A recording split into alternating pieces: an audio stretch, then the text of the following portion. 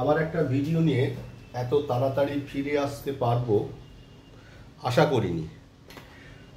প্রতিবারই এখন থেকে বলবো যে এটাই শেষ ভিডিও কিনা। তার কারণ এই যে বলেছি সময়, আমি ভিডিওটা এই কারণে করছি যেহেতু আমি যে প্রফেশনটার মধ্যে থাকি সেখানে মানুষদের কিছু শেখাবার চেষ্টা করি, কতটা শেখাতে পারি আমি জানি না।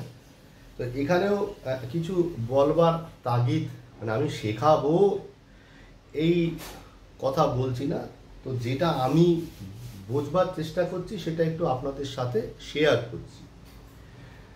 বেশ কিছুদিন যাবতই অনুভব করছি যে ভীষণভাবে কোয়ালিটি ট্রেড করব।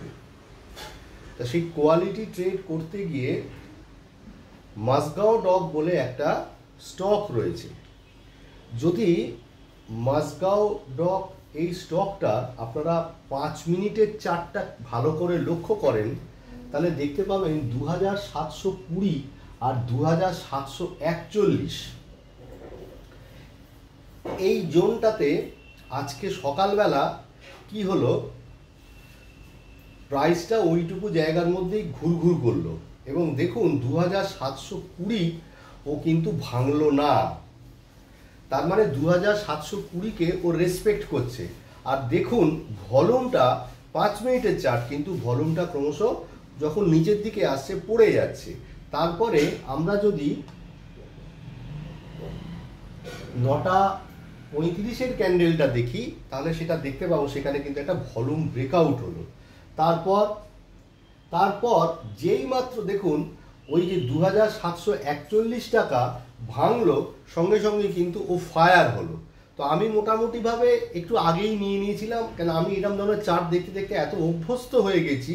আমি 2739 টাকায় নিলাম, আমার টার্গেট ছিল 2814 টাকা 80 পয়সা।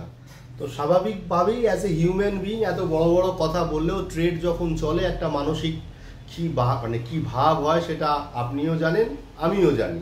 আমি ওই 2776-73 টাকায় এক্সিট নিলাম। আমার হিসেবে আমার 7 কোয়ান্টিটি নেওয়ার কথা ছিল, আমি 10 কোয়ান্টিটি নিয়েছি। তো এরকমভাবে এটা থেকে প্রায় 377 টাকা 70 পয়সা মতন আমি প্রফিট করলাম।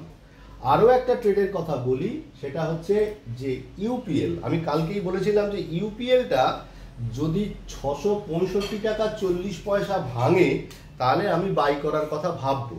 দেখুন 665 টাকা 40 পয়সা ওখানে গেল, গিয়ে যাওয়ার পর ওখানে একটা বড় সবুজ ভলিউম করলো, তারপরে একটা লাল ভলিউম করলো। তার মানে ওখানে কি হলো, প্রাইসটা এক্সস্ট হলো। আর দেখুন 5 মিনিটের চার্টে একটা হ্যাঙ্গিং ম্যান তৈরি করলো। 665 টাকা 40 পয়সার উপরে স্টকটাকে দাঁড়াতে দিন কম ভলিউমে, তাহলেও কিন্তু এই স্টকটা আজকে ছোটবার সম্ভাবনা থাকবে। তা আমার যেহেতু 104 টাকা মতন রোজগার হয়ে গেছে, সেই জন্য আমি আর এই ট্রেডটা লক্ষ্য করব আর করব না। এছাড়া আমি যে বলেছি আমার কিছু অন্য কাজ আছে, সেই অন্য কাজটা আবার 11টা থেকে শুরু হয়ে যাবে। তো এই ব্যাপারটা একটুখানি বুঝিয়ে আপনাদের সাথে শেয়ার করলাম, জানি না কতটা ভালো লাগবে। আর এই 7 কোয়ান্টিটি 10 কোয়ান্টিটি এটা আমাকে আমার বব উলমার সাহেবই শিখিয়েছেন।